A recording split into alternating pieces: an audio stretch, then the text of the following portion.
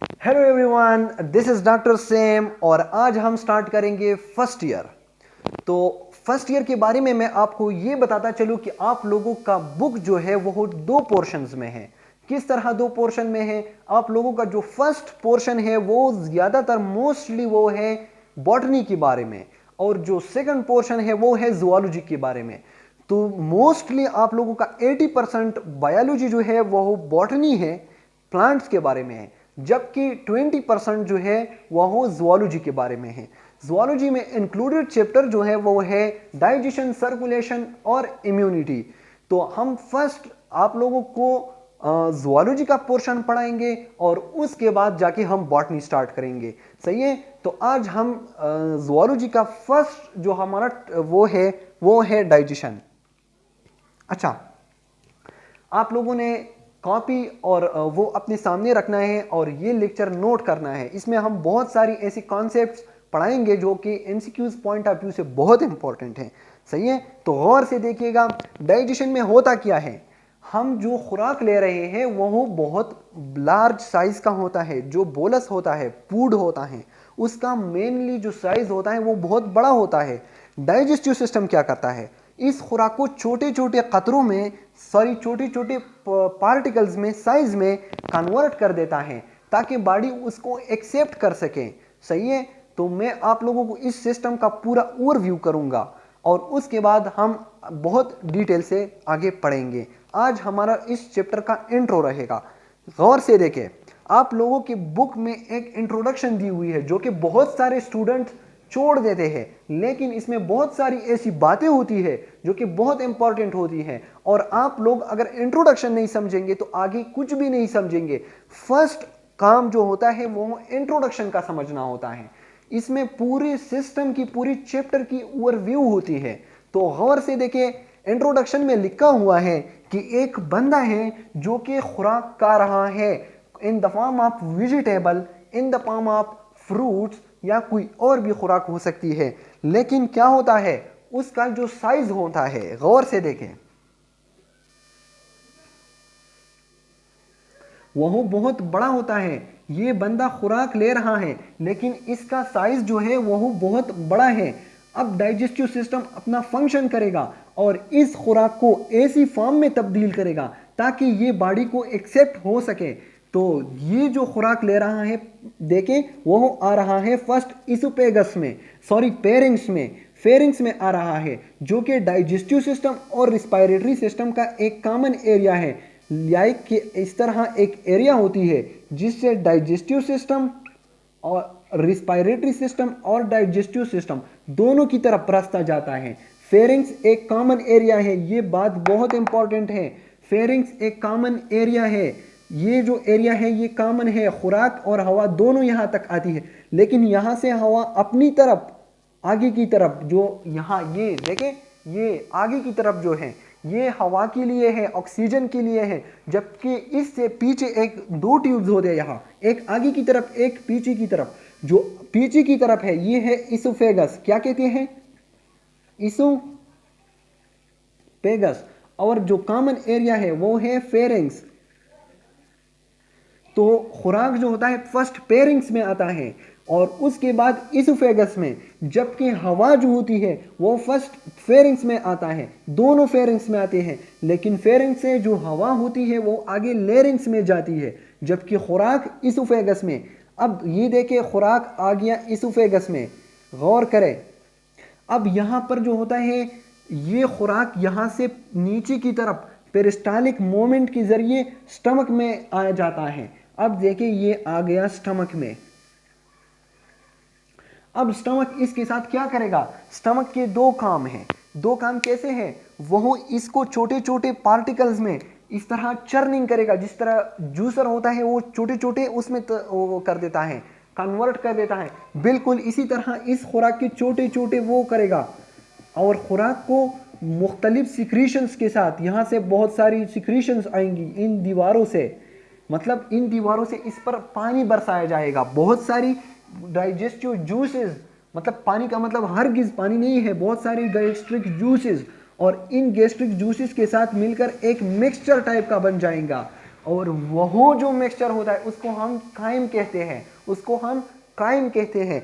तो गौर से देखिएगा, एक खुराक एक बंदे ने खा लिया, खुराक की असल डाइजेशन जो होती है वो माउथ में शुरू हो जाती है सलाइवा के साथ मिलकर। सलाइवा जो होती है उसमें बहुत सारी एंजाइम्स होती है, उन एंजाइम्स के साथ मिलकर इसकी डाइजेशन स्टार्ट हो जाती है और फिर आ जाता है स्टमक में। स्टमक में इसकी फिजिकल और केमिकल दोनों ब्रेक डाउन होती है। एक तो केमिकल आ गई इस पर और एक इसका साइज रिड्यूस हो गया। तो स्टमक ने दो काम किए, फिजिकल और केमिकल ब्रेक डाउन इसका किया। गौर से देखें, यहां से स्टमक से फिर ये आगे जाएगी स्मॉल इंटेस्टाइन्स में और वहां इसकी फर्दर डाइजेशन हो जाएगी। सही है। और लास्ट में ये जाएगी लार्ज इंटेस्टाइन और लार्ज इंटेस्टाइन से फिर बाहर खत्म डिफिकेशन के जरिए। तो अब गौर आप लोगों ने किस बात पर करना है, बहुत इंपॉर्टेंट पॉइंट्स मैं बता रहा हूं। डाइजेशन स्टार्ट कहां होती है? माउथ में। क्यों माउथ में स्टार्ट हो जाती है? एक तो टीथ इसकी ग्राइंडिंग कर देते हैं छोटे छोटे फॉर्म में, दूसरा सलाइवा इसके साथ मिल जाती है, सलाइवा मिल जाती है और ग्राइंडिंग कर देते हैं दांत। तो दो काम माउथ में हो गए। फिर ये खुराक आया फेरिंग्स में और फिर इसोफेगस में, इसोफेगस से फिर स्टमक में फिर दो काम किए। कौन कौन से? छोटे छोटे टुकड़ों में तकसीम किया और गैस्ट्रिक जूसेस इस पर फेंक दिए। तो ये उसकी वजह से बहुत सेमी सॉलिड यानी कि बहुत गाढ़ा टाइप का वो होता है, उसमें कन्वर्ट हो गया कायम।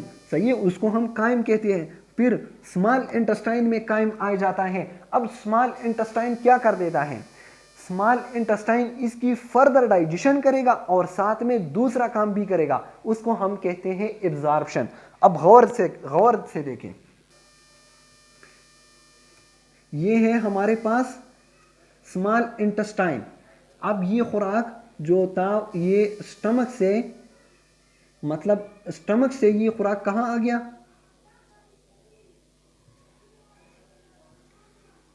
ये आ गया फर्स्ट स्टमक में, ये स्टमक था। अब स्मॉल इंटेस्टाइन में होता क्या है? गौर से देखे, ये गए हैं ब्लड वेसल हमारे पास। क्या? Blood vessels. और ये खुराक जो छोटे छोटे उसमें तकसीम हो गया है, गौर से देखे, छोटे छोटे हिस्सों में तकसीम हो गया है। अब ये खुराक इसमें जो एमिनो एसिड्स है या फिर ग्लूकोज है, वह सब जो बॉडी की रिक्वायरमेंट्स है, वो जो हमें एनर्जी देती है, वह यहाँ से ब्लड में आ जाएंगे। वह इंटेस्टाइन से ब्लड में आ जाएंगे। मैंने क्या कहा? मैंने ये बता दिया कि फर्स्ट माउथ में इसकी ब्रेकडाउन हो गई और सलाइवा इसके साथ मिल गई। फिर यहाँ इसकी दो बहुत छोटे छोटे और भी छोटे छोटे हिस्सों में तकसीम हो गया और वो जो छोटे छोटे हिस्से थे वो यहाँ आ गए स्मॉल इंटेस्टाइन में। और स्मॉल इंटेस्टाइन में क्या होता है? स्मॉल इंटेस्टाइन में पेंक्रियास क्या करता है? पेंक्रियास अपनी सिक्रीशन कर देता है, लीवर से बाइल आ जाता है और ये बहुत ज्यादा डाइजेशन इसकी हो गई और यहाँ से ये ब्लड में चला गया।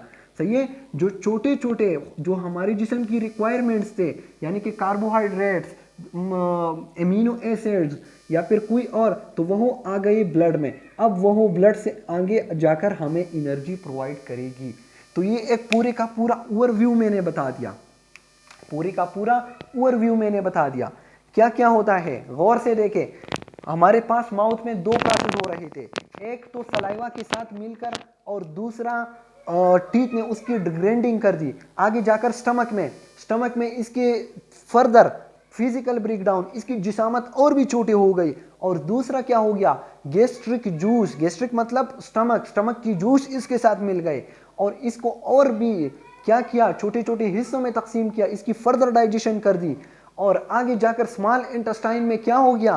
पेंक्रियास ने अपनी सिक्रीशन, पेंक्रियास ने उस पर अपनी पेंक्रियाटिक जूस उस पर फेंक दिए, लीवर ने बाइल फेंक दिए, उसकी फर्दर डाइजेशन कर दी और वह आगे जाकर अब इस काबिल है कि वह ब्लड में जा सके। सही है। और ब्लड के बाद अब ये टिश्यू में जाएगा, वहां पर इसकी वहां पर ये हमें एनर्जी देगी।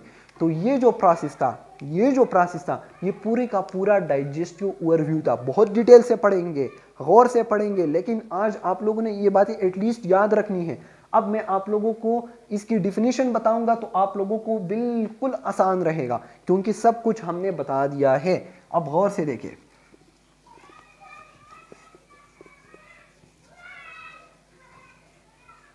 अब गौर से ये डिफिनीशन मैं बता रहा हूं। डिफिनीशन आप लोगों को ऑलरेडी मैंने पढ़ा दिया है, जस्ट आप लोगों को लिखना है। देखिए, द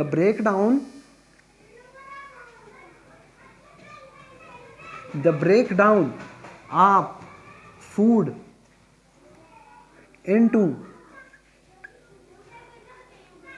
smaller and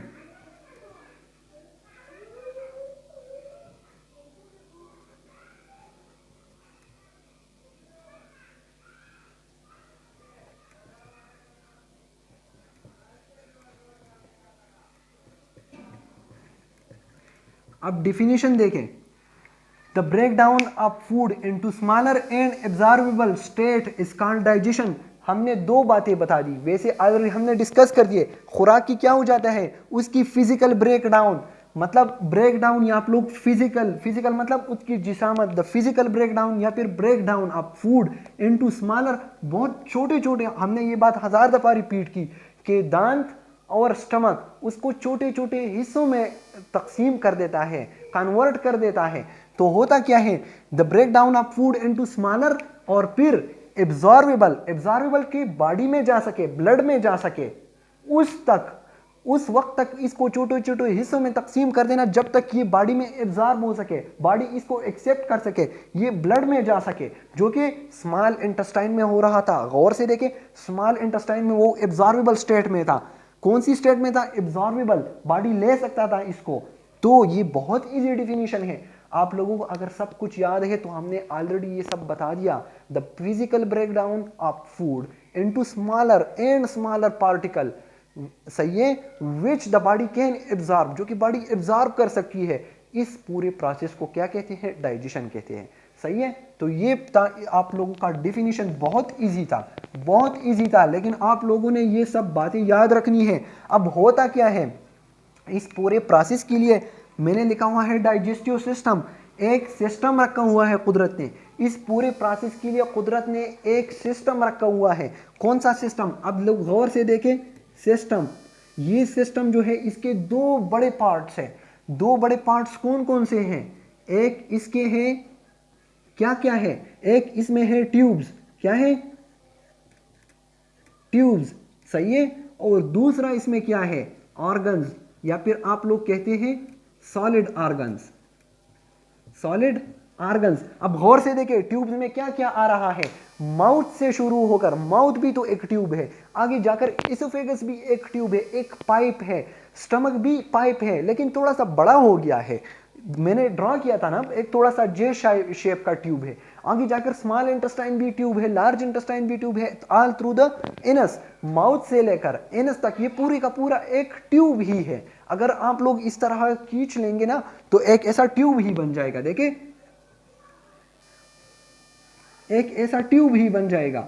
अब देखिए, गौर से देखिए ना, माउथ से लेकर, माउथ से ऑल थ्रू इस तरह लास्ट में ये एक पूरे का पूरा ट्यूब ही है।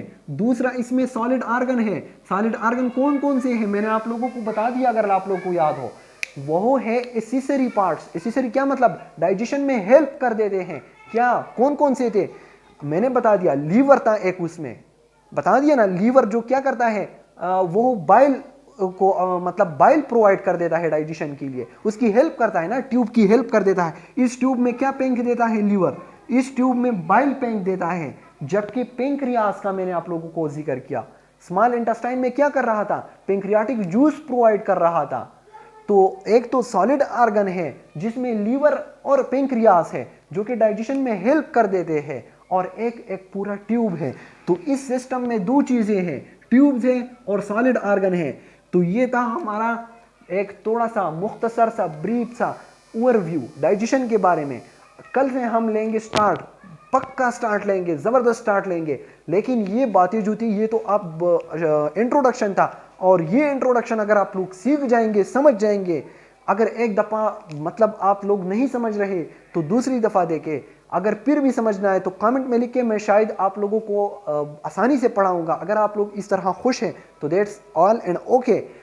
लेकिन अगर इंट्रोडक्शन सीख लिया आप लोगों ने तो आगे इस चैप्टर में कुछ भी नहीं है, बहुत इजी है। यही सब बातें हो रही है कि माउथ में क्या हो रहा है, सलाइवा ऐड हो रहा है, ग्राइंडिंग होती है, मतलब कटिंग हो रही है, आगे जाकर स्टमक में क्या होता है, ये सब बातें ऑलरेडी इंट्रो में लिखी हुई है।